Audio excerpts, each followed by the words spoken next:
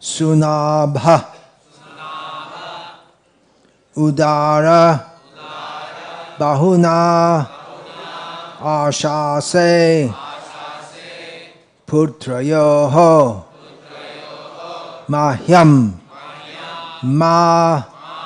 kruddhāt, brāhmaṇāt, prabho, ditir uvāca, vadhaṁ bhagavatā sākṣāt, sunābhodāra-bāhunā, āśāse putrayor mahyam, kruddhād brāhmaṇād prabho.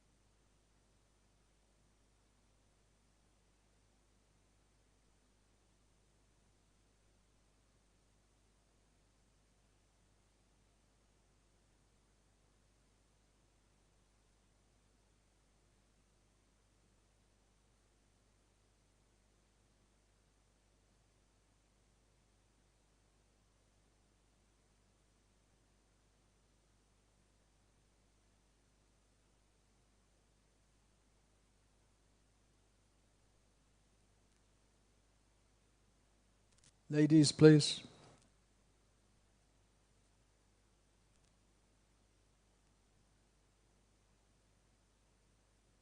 Sākṣāt.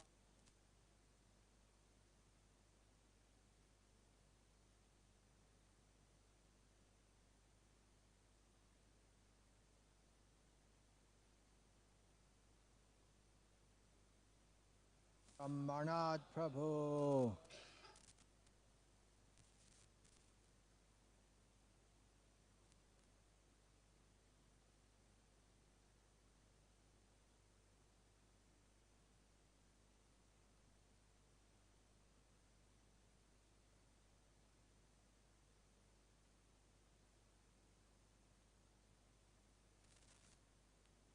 Brāhmaṇād prabho. Ditir, ditiḥ, uvāca. Diti said, vadhaṁ, the killing. Bhagavatā, by the Supreme Personality of Godhead. Sākṣāt, directly. Sunābha, with his Sudarśana weapon. Udāra, very magnanimous. Bāhunā, by the arms. āśāse, I desire. Putrayoḥ, of the sons. Mahyam, of mine. Never be it so. Kruddhāt, by the rage. Brāhmaṇāt, of the brāhmanas. Prabho, O my husband.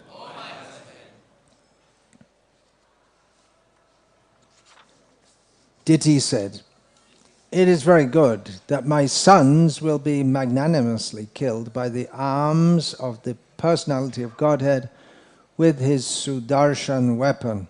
O my husband, may they never be killed by the wrath of the brāhmana devotees. Purport.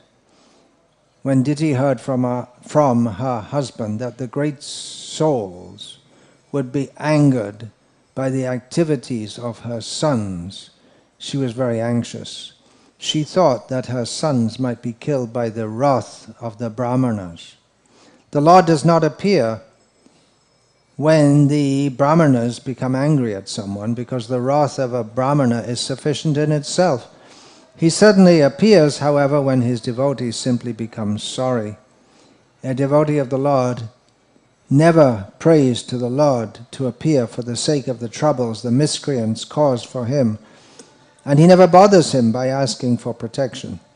Rather, the Lord is anxious to give protection to the devotees.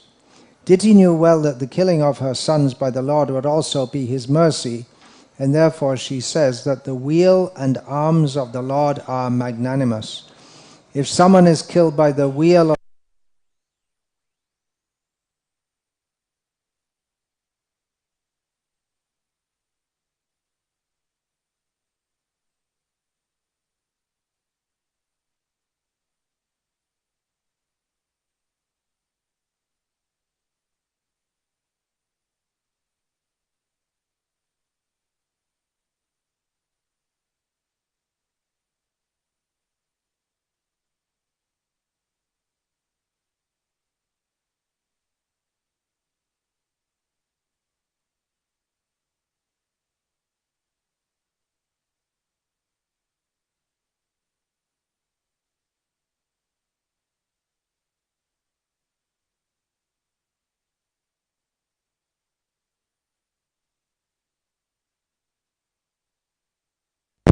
raghuna tam vitam tam sajivam sadvaitam savadhutam parijana sahitam Krishna Chaitanya Devam Shri Radha Krishna Pada Sahagana Lalita Shri Vishakha Vitamscha Guru Vaishnav Bhagavan Tina Smarane Hoy Vigna Vinashan Anayashe Hoy Nijabhachita Pura Hare Krishna Krishna Krishna Hare Hare Hare Rama Rama Rama Hare Hare.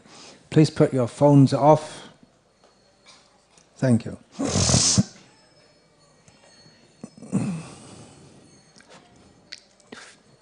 Diti is pleased that her sons are going to be killed by the Supreme Lord. She accepts that they're going to be killed. It's inevitable. By the word sākṣāt, it means that she's pleased that they're going to be killed directly by Bhagavan, the Supreme Personality of Godhead. Because he kills everyone indirectly, mostly indirectly. But that they'll be killed by him personally is a great boon for demons, although they don't recognize it, because they're immediately delivered from all their sinful reactions and put in the impersonal Brahman to chill off for a long time in the impersonal Brahman. So she accepts. Anyway, they have to die. But if they were cursed by brāhmanas, that would be a worse fate. Already, Jai and Vijay had been cursed by brāhmanas, and they fell down. We're allowed to say that? They fell down, well, it does say in the Bhagavatam, from the spiritual world. And they chose to be demons for 3 lives rather than good souls for 7 lives. But there's a great danger in being demons, because you could again get cursed And then you get another curse on top of that. And it could go on, a downward spiral. And then if you get cursed again, then you take a demoniac birth, again you have a demoniac mentality, and then again you become more demoniac and you have to spend more lives, and it just can go on. And on and on. Mama prapraiva kaunteya. This Krishna says, he sends demoniac people. Tanahang drishdakrurang samsareshu naradhaman. Kshipyami ajasram ashubhan. The ajasra means without stop, again and again put in demoniac species of life. What's the solution? Krishna's mercy, which may come in the form of him killing directly, but it's a rare opportunity. Or maybe by the mercy of the devotees. The brāhmaṇas, if they curse, it's going to be for the good, ultimately, but they don't get, the persons who are cursed don't get cleared from sinful reactions, just as those who are directly killed. Brāhmanas, well, see, especially just like Narad Muni cursed Nalakuvara and Manigriva, which became a great boon. They got to live in Vrindavan for many years, and they facilitated the pastimes of Krishna, and they had direct darshan of Krishna in his childhood pastimes. But anyway, it's best not to be a demon. That should be fairly straightforward. It's better to be a devotee. That's why we have these classes, to remind us. It's better to be a devotee than a demon. It is possible to be delivered by the Supreme Lord and his devotees by being a big demon, but it's better not to try that way, because most big demons don't get delivered by the Supreme Lord. What's it like to be the mother of the most powerful people in the world? Wouldn't you be proud of that? Mothers, mothers, mothers. Be proud. Every woman wants their child to be, their son in particular, to be very prominent. But then what if he's a big demon? We never hear. Someone want to make a Hollywood blockbuster, the life of Hitler's mother. What was she thinking? I don't know if she was alive or dead or whatever. We never hear anything about it. There was a book Srila Prabhupada mentioned called Shah Jahan. And he's hardly mentioned at all in the whole book, and it's all about Aurangzeb. And someone asked him, well, why do you call it Shah Jahan? Because the idea is that Shah Jahan, as the father, is always thinking about his demoniacs. Whoops, wait a minute, we're all Hindus here, right? Okay, it's a big issue right now in India, the Aurangzeb. So he was a very unpleasant kind of person, and he was killed by the Supreme Personality of Godhead indirectly by the usual process, old age. His father was not happy with him at all, but he was locked up by his son, who had already killed several of his brothers, so he could take the crown himself. Well, what do parents think if their children come out like this? It's a risk, isn't it? Even if you raise children to be devotees, there's no guarantee. You have to try, but there's no guarantee they're going to turn out in the way that you wish them to. Generally, the kind of child or the kind of personality that's attracted to a womb has a lot to do with the consciousness of the parents at the time of conception. We know that Diti's children here the Adi Daitya. There are so many Daityas, the sons of Diti, but the first are Hiranyakashipu and Hiranyaksha. They were born due to the illicit sex of a great sage, very powerful. He's empowered to Prajapati, to make praja, population. So the world also, it needs filling up with demons also, because that's the way the creation is. That people from their previous birth, they are, even from the previous day of Brahma, or even the previous life of Brahma, they come forth and they have to be, they require, the material world is required for demoniac people and more saintly people and all kinds in between. So someone has to give birth to the demons, and it happened that Diti, being impelled by fate, was wrong. She was still wrong in approaching her husband at the wrong time, but he gave into that, and as a result, such terrible demons were born. So it's a whole science of procreation. Arjuna's fear, we find he expressed to Krishna before the battle of Kurukshetra. If all the kshatriyas are killed, women will be unprotected, and as a result, jayate varna sankara. The Srila Prabhupada translates this as unwanted population will be born, and practically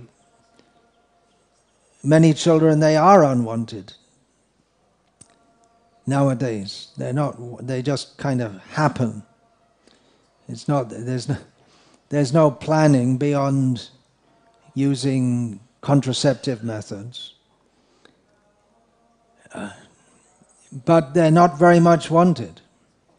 The mothers are more interested in their careers than their children, and then they send their children off to daycare at the age of 2 or whatever, so they can pursue their career.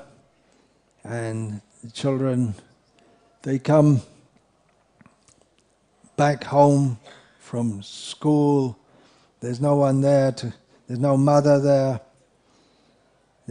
The children are just something on the side, and the career is more important. And they feel that, they can sense that, and then they become frustrated, and some of them might get a gun and shoot others dead.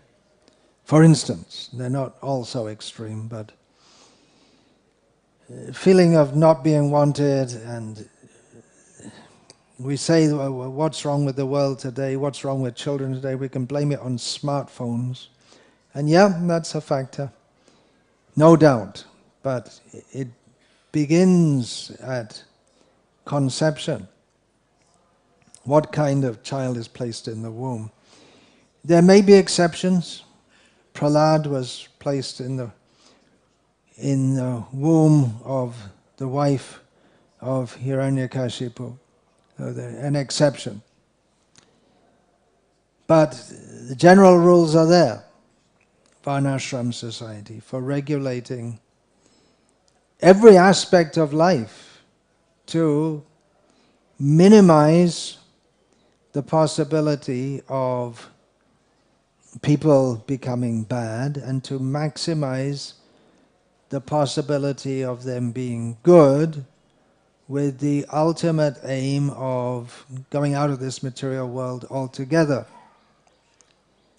That is the ultimate aim of Varnashram. And beyond Varnashram, there is attainment of Krishna Prema, Krishna Vishayak Prema, Param Purushartha. jar age trinatulla chari purushartha.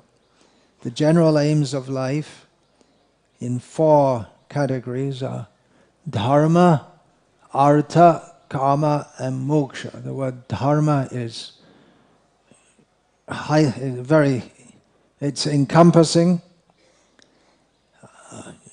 covers every aspect of life, acting according to the many rules of varnashram which regulate every factor of life down to so many details. And then artha, Srila Prabhupada usually translates this as economic development, minimally livelihood. That's all covered by dharma. If we're following varnashram dharma, then we don't have to bother very much about what is going to be our means of income. We perform our dharma and automatically our livelihood is taken care of.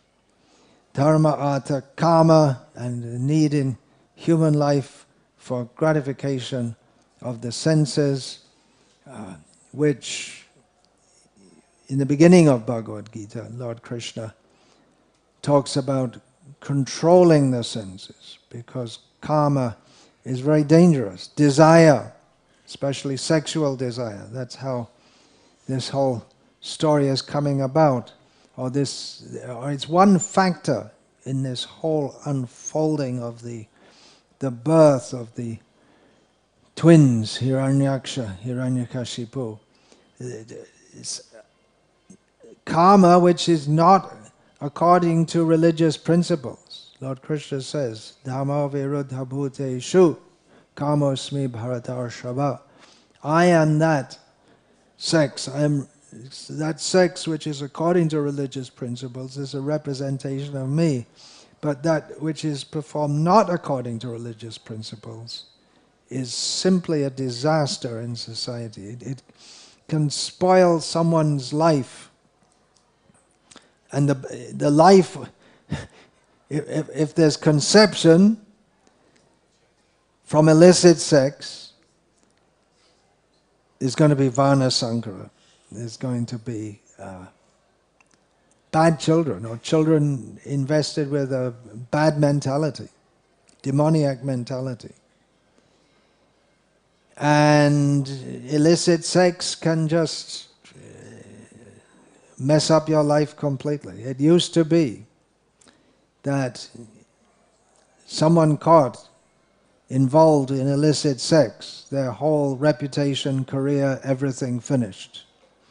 That's changing now as the society becomes more demoniac. One prominent example is the present King of England, who got divorced and married a divorcee. And his predecessor, going back about, not sure exactly, about 80 years maybe, something, not sure how much,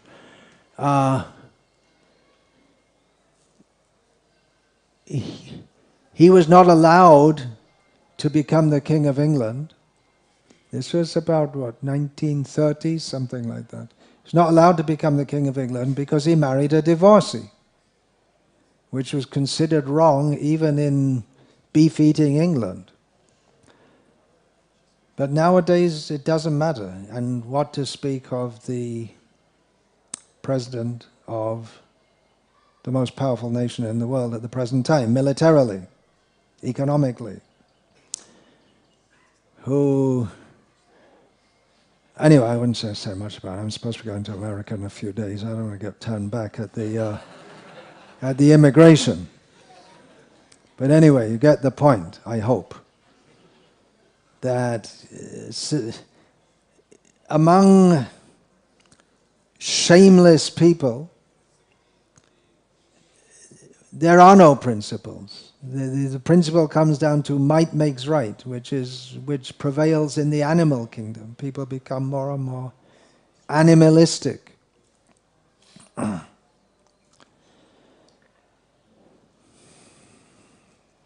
we can see that here, even though Diti has made a mistake, serious mistake, she's pleased that her children are going to be killed by the Supreme Lord, because she understands, she's after all the wife of a great rishi, she understands that that's a great mercy, to die seeing the Supreme Lord directly.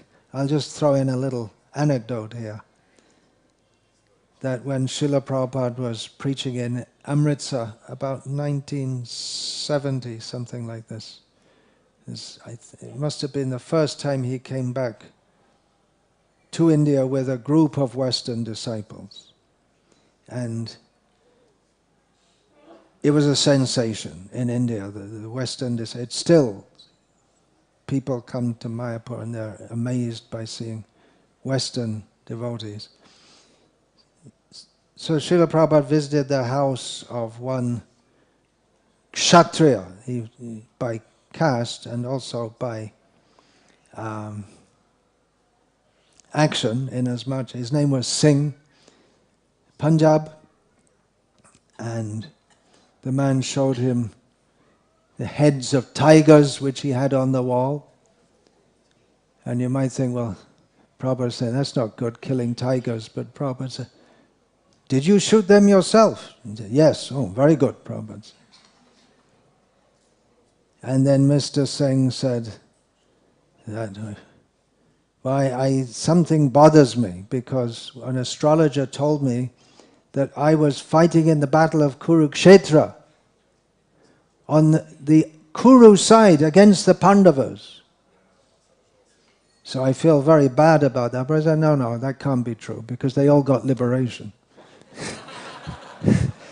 They all died seeing Krishna.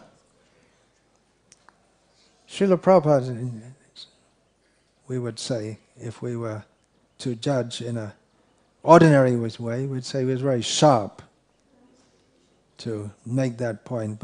But Diti also knew, and she was pleased with that. Yeah, at that point I made one mistake in sexual activity, and at least among devotees, that should be there. We shouldn't become shameless.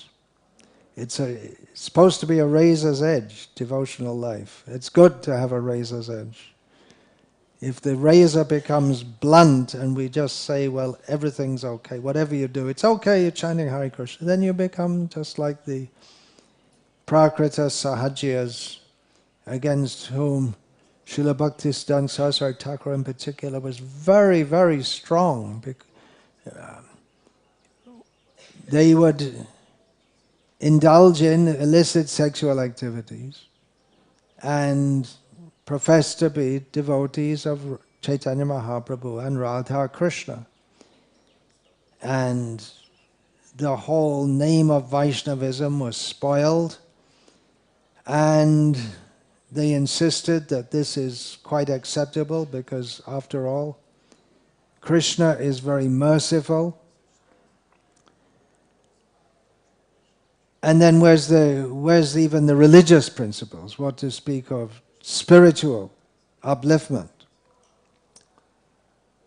I've mentioned a few times in my talks, I'll say it again now, it's appropriate, that a few years ago I was in a village in Croatia, in Europe, where we were having a get-together of devotees.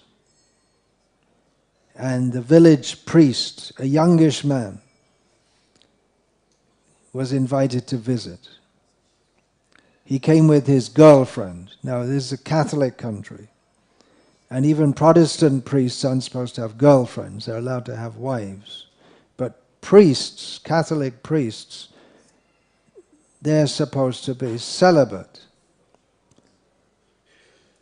So afterwards, I asked our host, a devotee, that, well, what do the local village people think about him having a girl? I mean, he just came with his girlfriend. He was not trying to hide. It wasn't that he met her in the middle of the night or something. He just came with his girl. And my host, Murari Gupta Prabhu said, well, they say, well, you know, it's just normal. People have feelings and people have urges and this. Yeah, well, that's true, but religious life is meant minimally. Well, religious life means to go up to God or to recognize God, or in Buddhism, if there is no acceptance of God, but even there has to be some level of self-control in sexual matters. Without that, as Srila Prabhupada never tired of saying, it's just cat and dog society. And then where's the religion? Some atheistic people say that religion has its use in regulating society, making morals in society. But then if there are no morals left, then what's the use of religion? Or the people in religion, they don't follow even basic moral principles. So it's a razor's edge. And the higher you go, we're talking about socially here, within Vaishnava society, or Varnashram society, Vaishnava society, the higher the expectations. And the higher you go, the harder you fall, if you fall. That's the point, don't fall. That's why, although in Varnashram society, the chandalas, mlechas, they're not actually part of Varnashram society. They're not even considered fully human. But no one minds if they all get drunk, they fight, they kill each other, they have sex left, right, and center. No one cares. What do you expect from people like that? Different rules for different people. But if a brahmana has illicit, if a shudra has illicit sex, not good. But anyway, as long as he doesn't defile a woman of a higher caste. But if a brahmana has illicit sex, then he has to be thrown out from brahmana society. He becomes a chandala. He has no... There may be some prayaschita, atonement, very severe. You have to do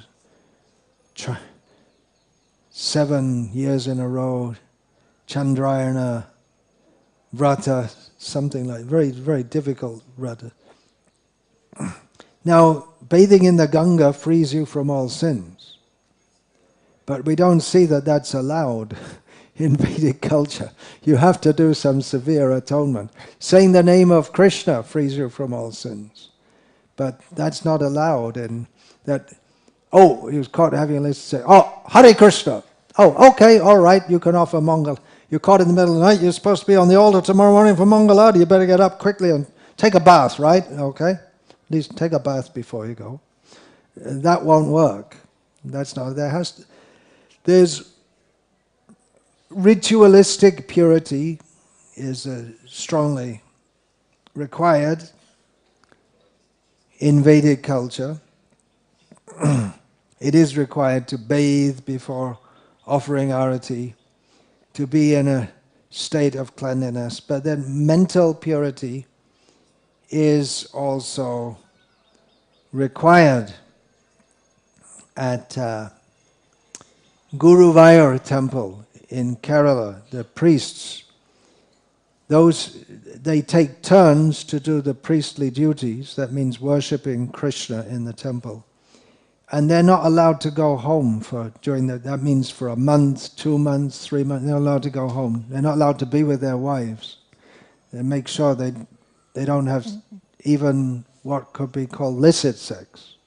You're going to worship Krishna, just concentrate on that only. That's all. And then later, it's also required in human society for producing saintly children. That is required. Srila Prabhupada wanted to create a class of brāhmaṇas who can lead society. It's a very ambitious prospect, seeing that the traditional brāhmanas in India, most of them have lost their culture. And taking people from such a bad culture and wanting to make them into brāhmanas who can lead society by their vairagya vidya, by their practically seen detachment from the world and their knowledge by which they can guide. It's very ambitious. Chaitanya Mahaprabhu delivered Jagai and Madhai, Hiranyakashipu and Hiranyaksha. Come again. He delivered them, and they lived a life of great repentance afterwards. He didn't, at that time, attempt to make them the leaders of his society. Rupa and Sanatan were considered very fallen because they had associated with Muslims. But there's no record of Rupa and Sanatan engaging directly in grossly sinful activities. And Chaitanya Mahaprabhu made them the leaders, or they're accepted as the leaders of his sampradaya, which came. So it's a great challenge, no doubt, to establish a class of brāhmanas, but from actual brāhmanas.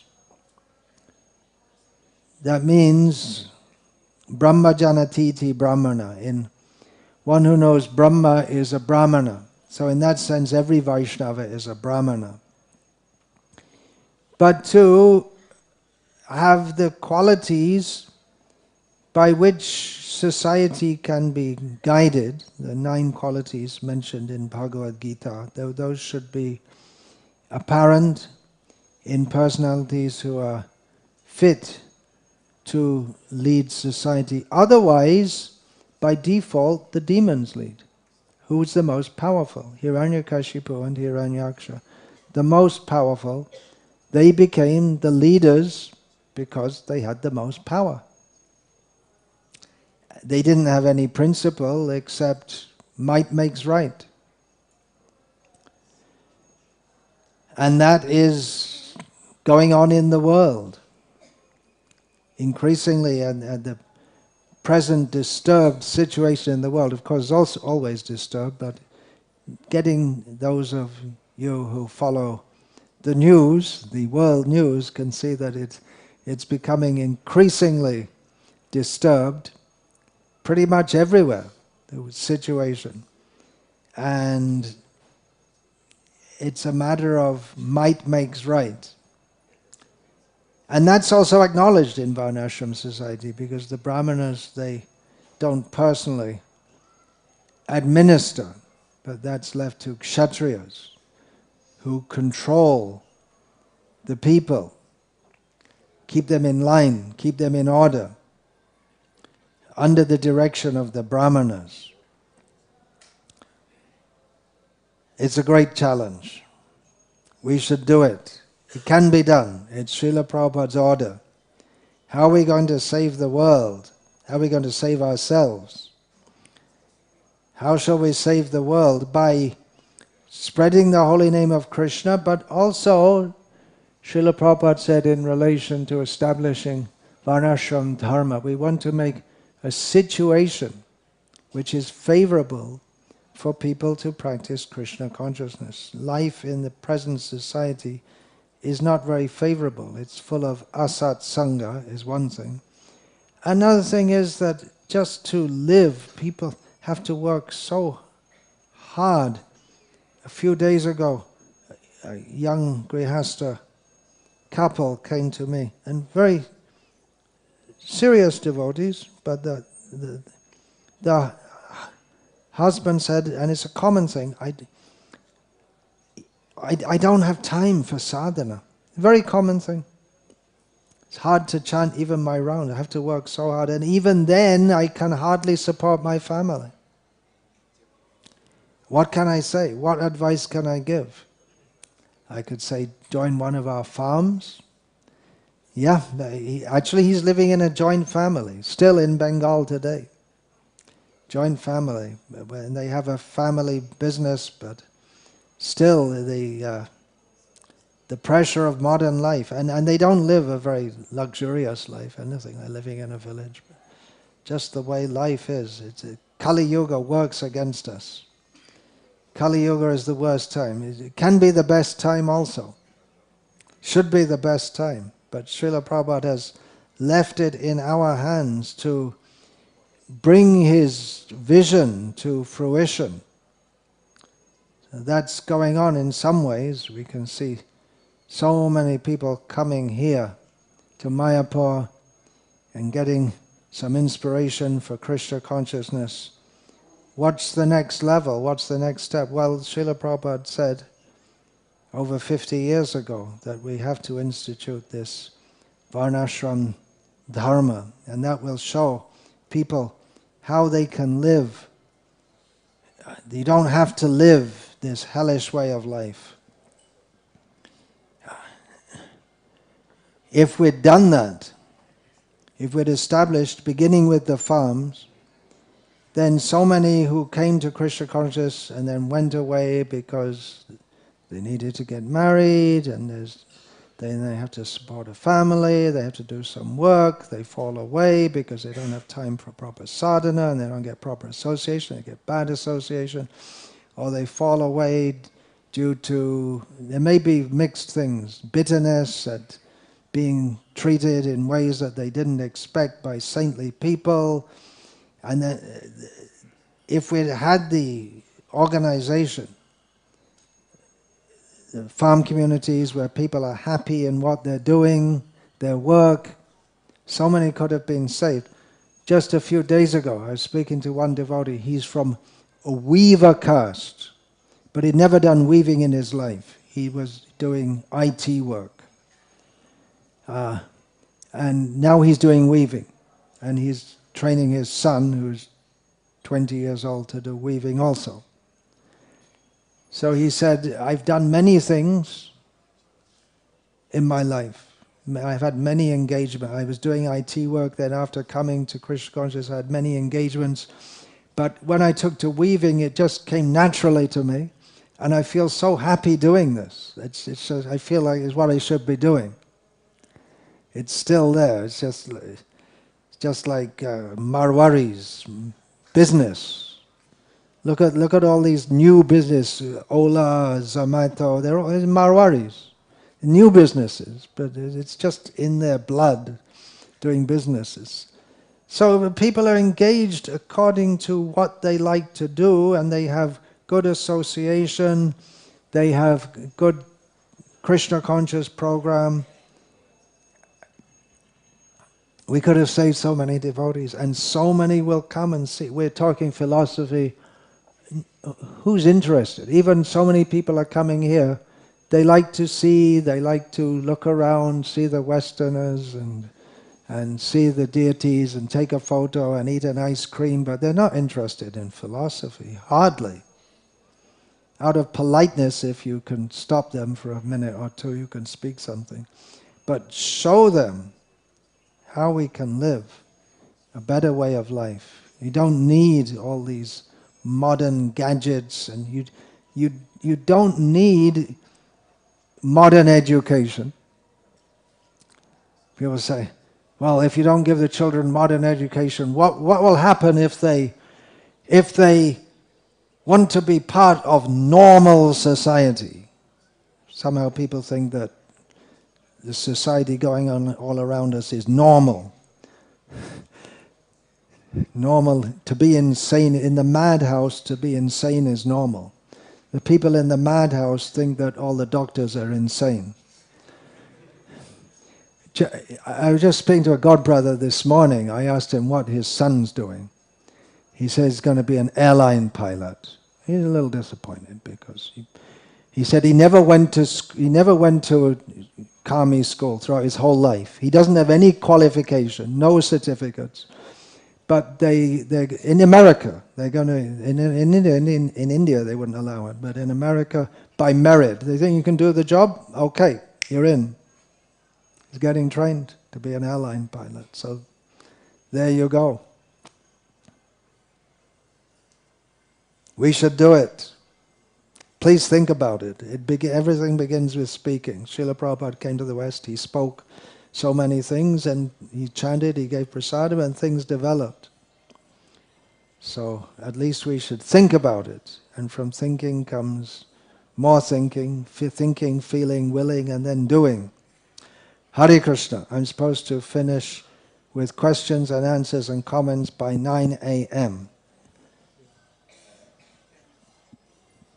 So a hand is up from a hungry devotee, hungry for Krishna. Are you hungry? Yes, the name Prabhupada gave me, Kshudi, means hungry. But I know, that's why it's also a son of that's Krishna why I said that. I figured you would know that.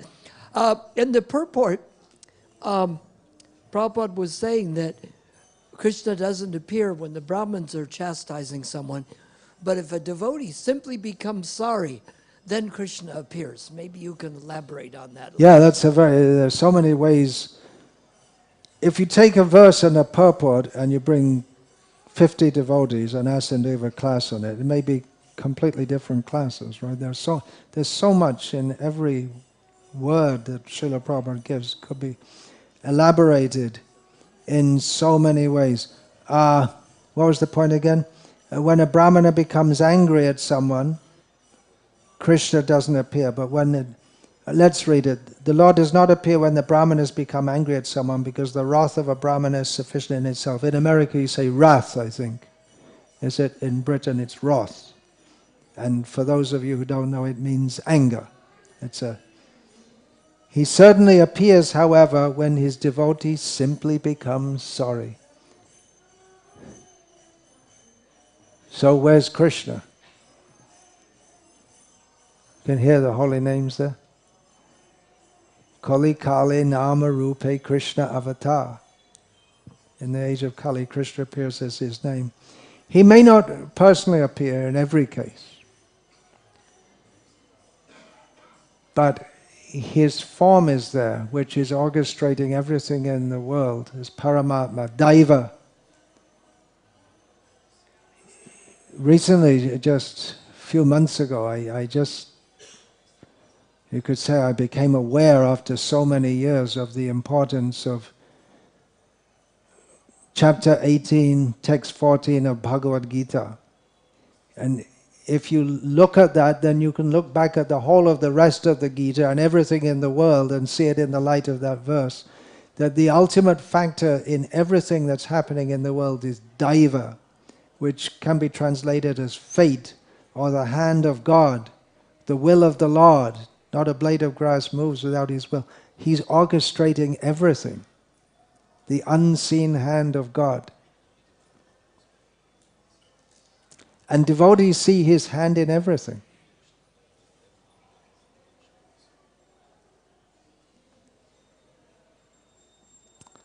That is God. We see that also in Christianity and Islam. People who are religious, they see the hand of God. They'll say this, God willing, inshallah. Once I was on a boat, a commercial passenger boat, in one of those huge rivers in Bangladesh. There are not so many boats like that now because they built huge bridges to cover these huge rivers. So I got, and the river was hugely wide. Probably it was unending because of the rain, rainy season, floods, and you couldn't see where. It was very dangerous the boat pilots had to be very expert because the currents, and then you don't know where the bank is because it's covered by the whole country. It's just covered by floods, most of the country. So anyway, we're going in, crossing, and then there came a huge storm, which is not unusual at that time of year, and the boat is rocking this way and that way, and people are getting frightened, because it's not uncommon that the boats are always overloaded, and they're already very down in the water, so there could just be another boat capsizing, which is very common, and then everyone drowns. So I was sitting there, and there was a Muslim gentleman sitting in front of me.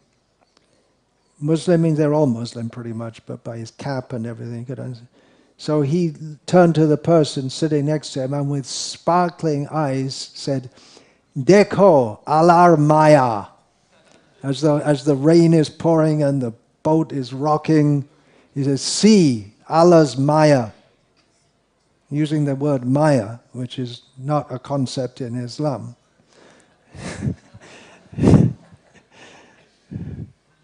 Just as an example, the hand of God. He could see the hand of God. It's always there. Hare Krishna. Anything else? Ladies? There's one hand right behind you. That's most convenient.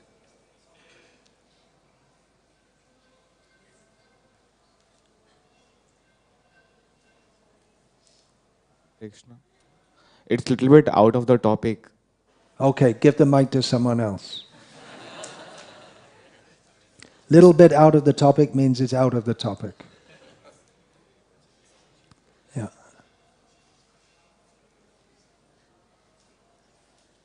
Hare Krishna Maharaj, please accept my humble obeisances. Hare Krishna. On the topic of Brahminical qualification and duties, we hear these 6 primary services of a Brahmana, yajna, etc. In Kali Yuga, should we understand this is primarily Sankirtan Yajna? What is the... Primarily, yeah. But that specifically refers to, when we say yajna, that specifically refers to priestly duties, doesn't it? What's the word for that? You're a big English scholar. There's some word for that. It begins with S. The priestly duties, sacerdotal. The priest acts as an intermediary between God and man and the other men. So that particularly refers to that. When it comes to varnashram, then there are so many things to be researched, and how we can practically apply it. It's a big, big thing. It's not a small thing.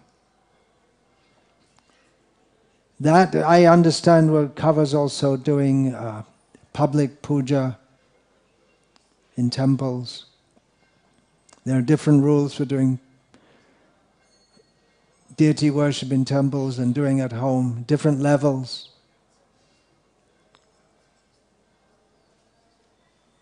Thank you.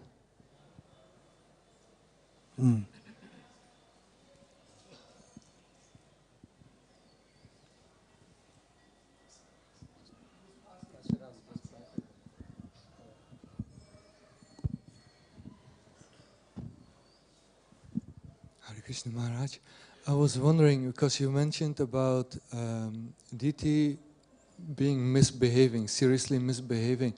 And her husband cooperated in that also. Yeah, why is he like totally excused as if he wasn't there? Who? That's Kashyapa Muni. It's like he wasn't part of it. He's like totally excused, totally... Well, no, he's not totally excused. He has to take the consequences also. He also has very sinful sons. They're also his sons.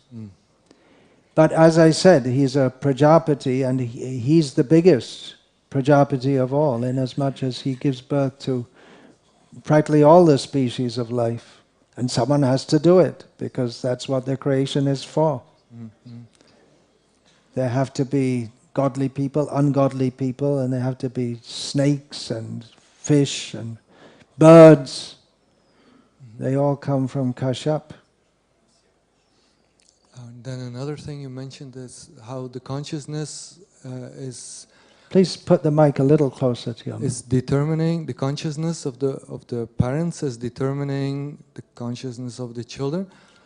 But The consciousness of the parents at the time of conception is the major factor in what consciousness type of soul will be placed in the semen and transferred to the womb. Karmana daiva netrena jantur deho papateya. According to one's work, under the supervision of Daiva, that I was saying, chapter 18, text 14, Daiva, the Supreme Lord in the form of overseeing everything, Paramatma, as fate. So overseen by the Supreme Lord and the demigods, the living beings get different types of bodies. yeah, I was mostly wondering why the female consciousness seems to be like determining, because it was mentioned in the previous verse, because Diti thought like this and like that, therefore... Yeah, there is a lot of responsibility in being a mother, no doubt, beginning from the moment of conception. We see also in Vena Maharaj that Anga, his father, was good, but it's said that he had a bad mother, and because that comes to sons especially. If the consciousness and the personality of the mother is usually transferred to the son, and the consciousness and personality of the father is transferred to the daughter. That's the general rule.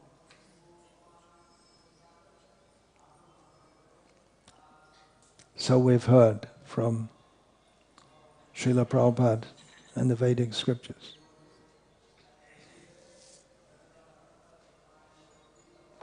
One more question. I'm over time, breaking the rules. There's a question from a lady sitting over there.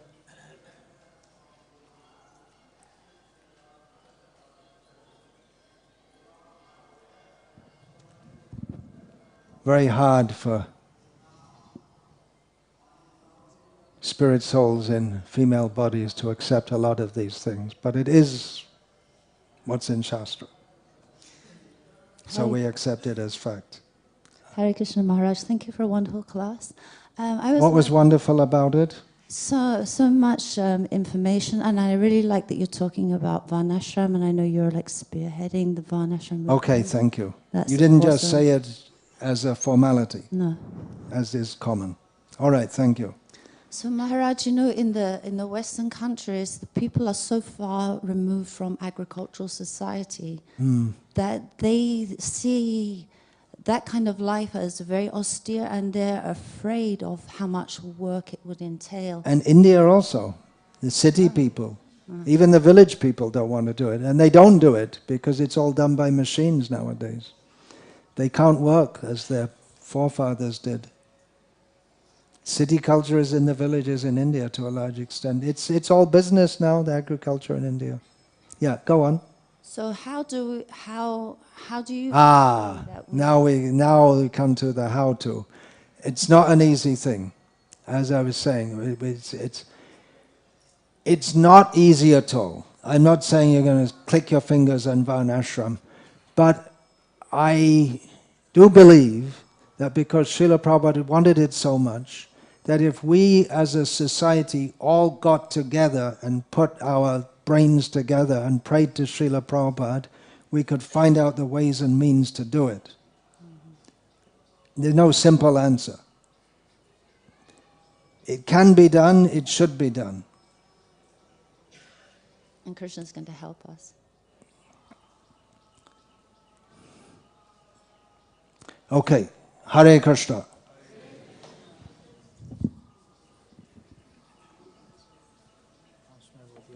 Yeah, go ahead. Hare Krishna. So we just heard from the lotus mouth of His Holiness Bhakti Vikas Swami Maharaj that how Varnashrama has the potential to bring about complete transformation in our preaching movement. And many of you had some questions about Varnashrama also. So we have an app here. It's called Bhakti Vikas Swami Is it app. offered to Srila? We'll be giving you the QR Will codes, be offered? the cards with the QR codes of the app, and you can download the app. It has more than 7,500 lectures on different topics, including Varnashrama. And just on Varnashrama, there are at least 300 talks which talk about Varnashrama, directly or indirectly. And directly also, there are about 70 or 80 talks. So you can get it. It also features a Veda-based like software, which includes entire teachings of His Holiness Bhakti Vikas Swami Maharaj, the transcripts, the books, and you can search in them. Just like one devotee over here had some questions about the duties of a brahmana. So we have a playlist just for that, so you can access that. So all this and much more, the lectures that are being recorded are continuously being pushed in the app. And we have lectures on Chaitanya Charitamrita, Bhagavad Gita, Srimad Bhagavatam. And there's so many features here which devotees will find useful. It's been specifically designed for devotees, keeping in mind the needs, how they study, how they use, how they would want to use an app, what features they would find useful, and how they can expand their hearing, which is very important. We also have an entire series of lectures on Vishnu Sahasranam. It's the world's first commentaries, which is so detailed, which Maharaj has produced after a lot of research, and it has took him 13 years to record all those lectures. So that's available. It's a playlist inside the app. We'll be giving you cards with information on that also. And last but certainly not the least, God, Science and Atheism. It's a documentary series that we've been producing under the guidance and leadership of His Holiness Bhakti Vikas Swami Maharaj. So we've taken all the arguments from best of the atheists, the seemingly best arguments, Richard Dawkins, Christopher Hitchens, and we have, Maharaj has systematically dismantled them. So we have presented it in this documentary series. We are putting out an episode every week. There are 5 episodes already. So we'll be giving you cards with information, more information about the documentary series. And I'm sure many of you are here into preaching. So this could help you in your preaching. If you're preaching to youth, you have some friends who are thoughtful and philosophical, scientifically minded. So please watch this series, share it with your friends and relatives. You can share it with anyone. It's been presented in such a way. It's not like a regular Bhagavatam lecture, which we had just now. So it's been presented so that everyone will find it useful, whoever is philosophically inclined or whoever is interested a little bit in philosophy.